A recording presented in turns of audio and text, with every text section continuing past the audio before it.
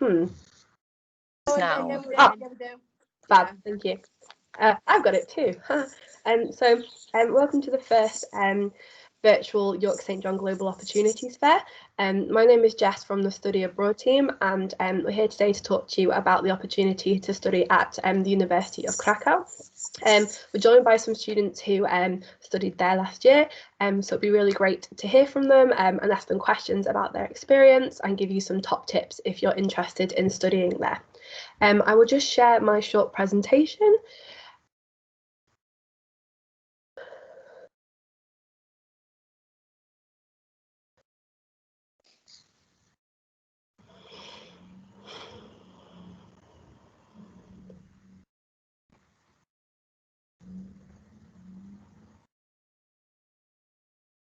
Krakow. You should see a PowerPoint at some point.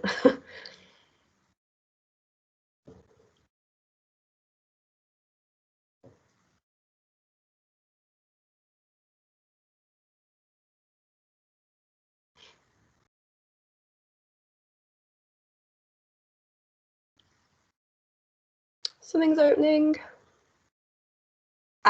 Can you see? Yep, good. Yeah. So we have the Pedagogical University of Krakow, obviously located in Krakow, Poland. It was founded in 1946, so there's a bit of history behind it. There's about 15,000 students and approximately 900 staff members. So in terms of location, I'm quite visual. I like to know where I'll be studying. So it's in Eastern Europe, and there's great travel links to the rest of the continent. The great thing is that Europe has amazing travel connections, so it's very easy just to get a train or a quick flight to visit other places. It's surrounded by quite a few different countries, as you can see. So Germany, the Czech Republic, Slovakia, Ukraine, Belarus, Lithuania, and Russia. So it'd be a great opportunity to do a bit of traveling if you're interested. And to the north is the Baltic Sea. So why study in Krakow, Poland? It's a very cheap and accessible city. Food and living expenses tend to be cheaper than probably what you're used to here. It's definitely a culture of outside cafes, green spaces, famous nightlife, which makes it quite a student-friendly city. It's great to try lots of traditional Polish food and explore it at affordable prices. We do have a Polish restaurant, I think, in York, so it'd be great to maybe have an experience here first of Polish food, and then when you're actually there, maybe try out the real authentic food. It's quite close to ski resorts, lakes, hiking, rock climbing, farm tours, and lots of outdoor activities. It's home to one of the biggest city squares in Europe. Some people say you can actually spend basically a whole day in this square. You can shop, take a carriage ride, or sit by the fountain. It's obviously rich in history, with obviously World War II museums and key sites to visit. And there's a lot of beautiful Polish architecture, beautiful gardens, and old European streets to explore. These are just some pictures of Krakow. As you can see, the architecture really stands out, and kind of like the kind of bustling environment. Who can go and when? So obviously it's those on kind of mainly belong to the School of Languages and Linguistics. You can either go at the moment for your first semester or for your second semester. Krakow's term dates are a little bit different to ours, so you'll probably start kind of late September, I think it is, until kind of January time, depending on exams, and then their term starts a little bit later. I think it's approximately February off the top of my head, until the summer. So that's when you can expect it to be going. So in terms of the university itself, it's for over 70 years, it's taken the lead amongst educational institutions in Poland. It's also the oldest pedagogical university in Poland, so it's a great opportunity to be able to study at a university such as this. It deems itself to have high prestige, professional education and modernity. There's professional and experienced teaching staff who kind of have the contrast of modern and up-to-date teaching. There's a lot of research that goes on, so it's quite interesting to be part of a university that does focus quite a lot on research and developing and enriching its graduates, and education in line with a high European standard. A new academic perspective. So these are examples of some modules that you could take if you went to study at the University of Krakow. These modules are correct for this year. Obviously, they could change, but as you can see, there's quite a variety of things. So if you're interested in this particular strand of linguistics, there could be something here, or if you want to try something a bit different, so maybe the introduction to Polish culture, or even try a Polish language course, then it would be really interesting to have a go and try something a bit different. These are just some pictures, I think, of the university, so just to kind of give you an idea of the exterior. So in terms of housing, there's two different options. So firstly, I'll start with private housing. So if you would prefer to find your own place, you can find your own private housing. There's some websites that are available for you to have a look at. But if you do want university accommodation, you can book a room in the university accommodation. There's different sites and prices vary, but it is an option if you would like it. In terms of funding, so it is part of the Erasmus Plus grant, which basically means you get a grant every month you are abroad. You will get €370 per month for studying at Krakow, and an additional €120 per month for students from a disadvantaged background. If you also consider yourself to have a disability, we can also look at getting extra funding to help support your experience. So that's just a really brief outline of the university. I've got the three ambassadors here who, like I said, have obviously been. Some mobilities were a bit disrupted, obviously, by the pandemic, but regardless, they have been. I don't know if any of you want to talk in general about your experience, or if you want me to ask, questions or whatever suits you guys.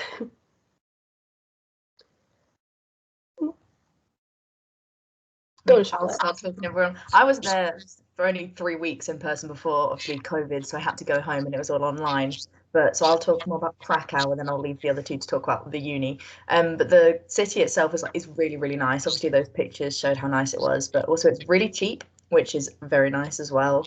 But yeah, like the nightlife's great. The people are really nice. We all stayed at the accommodation, and obviously that's all with the other Erasmus students, so you can meet them.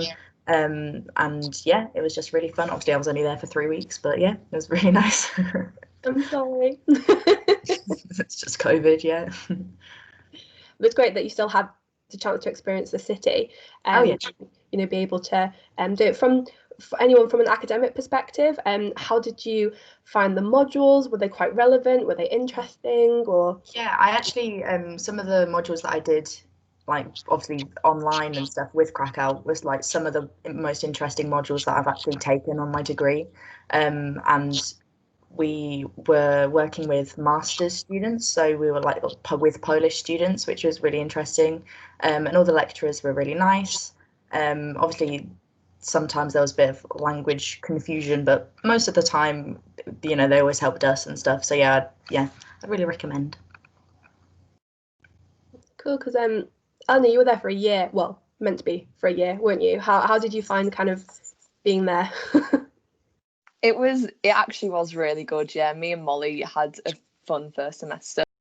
So our like the English building is actually really close to the city centre. So that was an old building, and that was really nice. All our teachers were really nice as well. And then you're taking a lot more modules than you would in the UK, but that's not even bad. We just had a laugh, didn't we? To be honest. And then yeah, the semesters were October to February, but you got your 2 weeks off at Christmas, and then it was February to June, I think they do it. But no, it was really good. Do you have any what would you say are the highlights of the city? Is there anything you would recommend students definitely do in Krakow?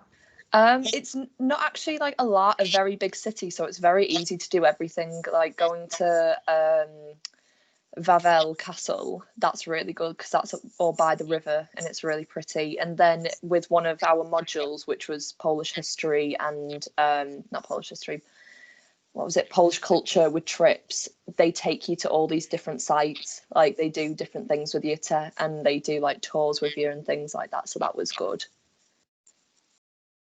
No, that's good. Did anyone have a chance to travel outside of Krakow or to a different country, a different city, or?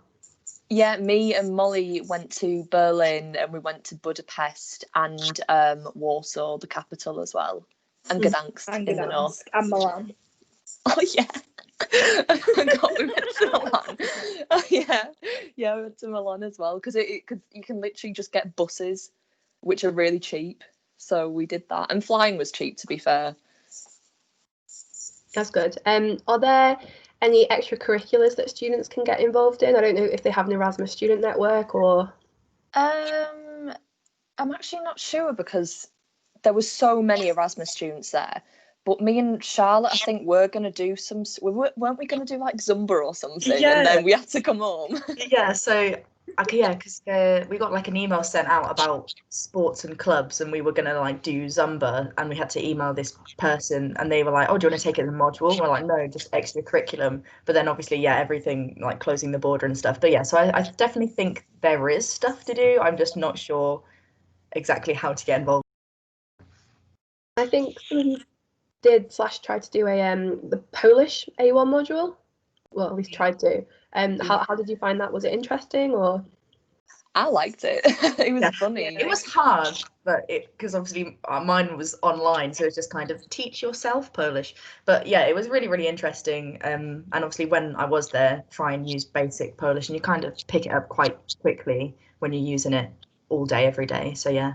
And then you're mixed in with the international students all the time anyway. So like learning their names was an effort. Yeah.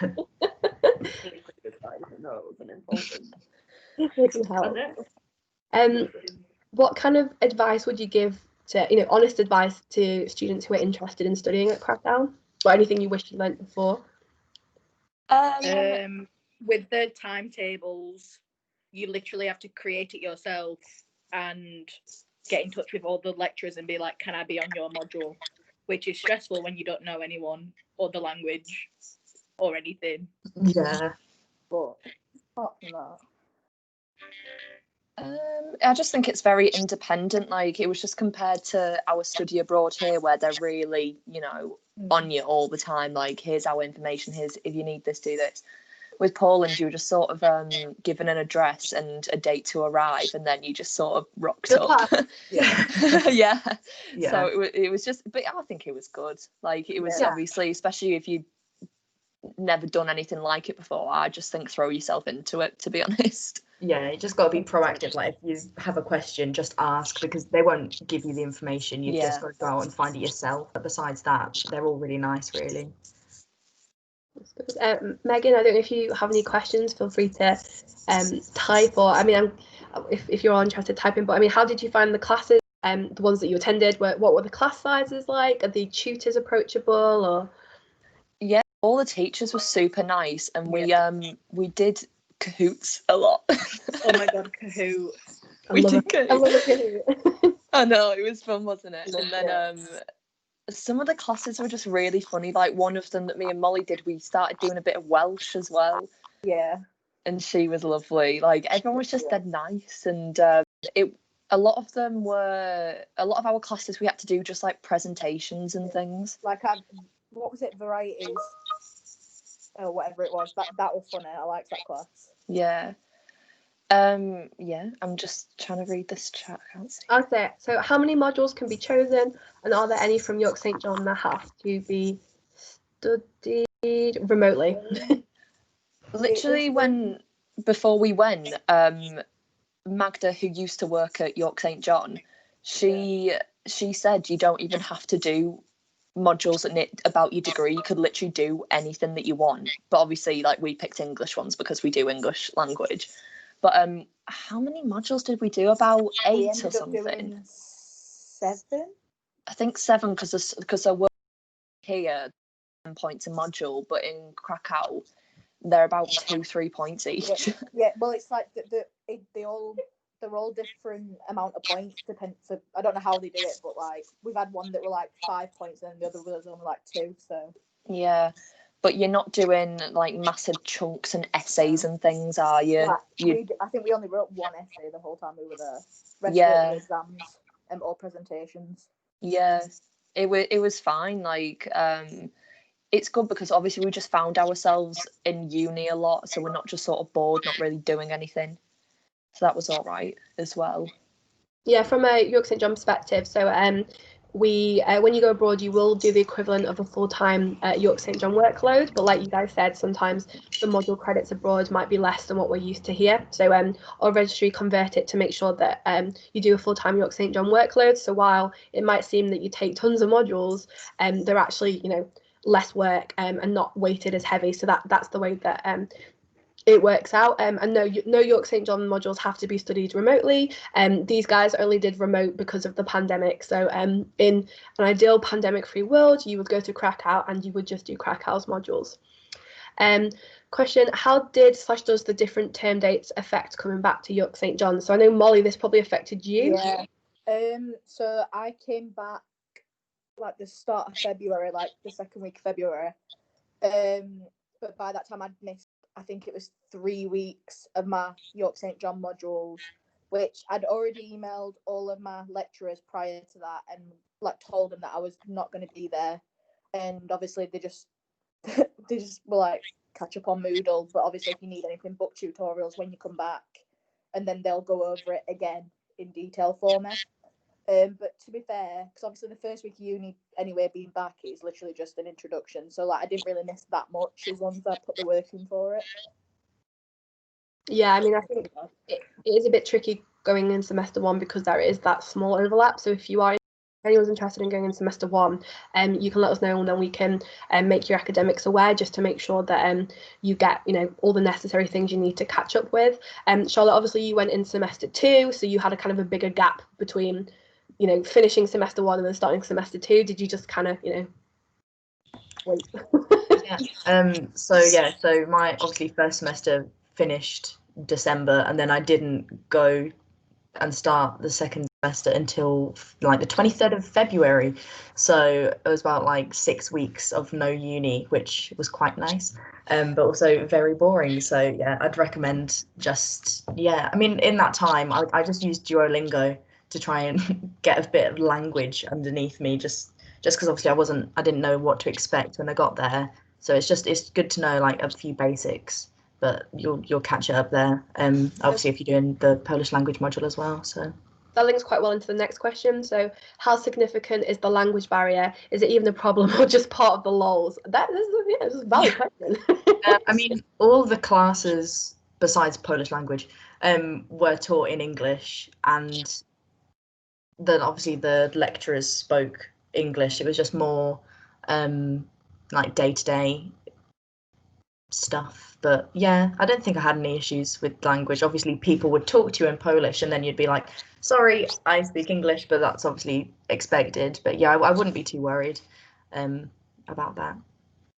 Yeah, Krakow's like a really touristy city anyway, so everyone speaks English just about, unless you go in to like the outskirts or something. It's not too bad at all. And also when like we would get food and things like that, you know, when you can order on the screens and you can change the language. So me and Molly did that a lot as well. That's good. Yeah, it's the worry, but like you guys said, Krakow is quite a touristy city. When I went once, I couldn't speak anything, but I was able to kind of get around. But it's also good from a linguistic perspective in terms of, you know, as a linguist, like how do you feel like it's added anything to your degree or kind of your understanding of language, or is it just, you know? Yeah, I'd say so. Yeah, because obviously in the modules, like that we were with the Polish students, they'd obviously, when we were talking about language, they'd talk about Polish examples and English examples. So obviously most of the time we wouldn't understand the Polish examples, but it would be it was interesting to like see a different perspective, which obviously was relevant to our degree as well. So that's good. Yeah, people like to speak in English and things, like they were quite interested in it. And I don't know, like it was fine, like there was no issues or anything like that. Another question, how was it budget wise? No, it's a super cheap place, but do you recommend saving, etc., before heading there? Obviously, I'll just start by saying as well, you will get your Erasmus grant as well. So you will get €370 a month for studying there, which I presume hopefully helped a little bit. But how did you guys find it living and budget wise? I thought it was fine, yeah. Obviously you get the Erasmus like in one chunk at the beginning, so a lot of that it was just sort of like pacing it out a bit. But everything is really, really cheap. There's certain things, I don't know, like you have it in your head what the sort of exchange rate is, so you do sort of know, but you just have to be careful, like in the city centre where you will get overcharged for things. It's still cheap, but like in comparison to other places, you just have to be careful. But everything else I think is quite cheap.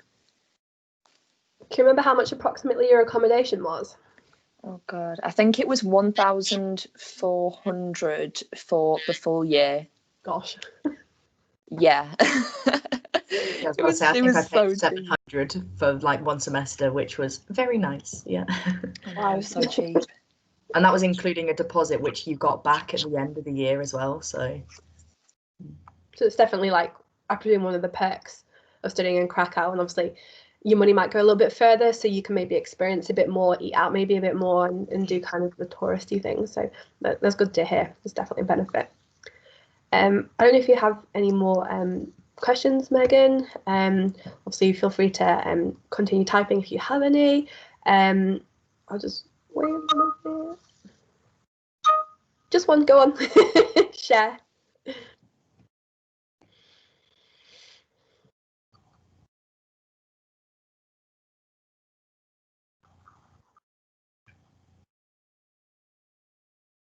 Flights are super cheap to get out there as well, aren't they? Like really cheap.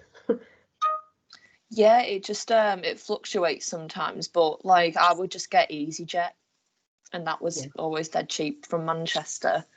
And then even sometimes like going Krakow back to Manchester, it was like that was sometimes cheap doing it separate as well. But they've always got like Ryanair and stuff. But no, that was fine because it's only a couple of hours to get there. Yeah. Thanks for your question, Megan. What I'll do is I'll stop the recording and answer you if that's okay. So thank you, and I will stop recording. How do you stop recording? Stop recording.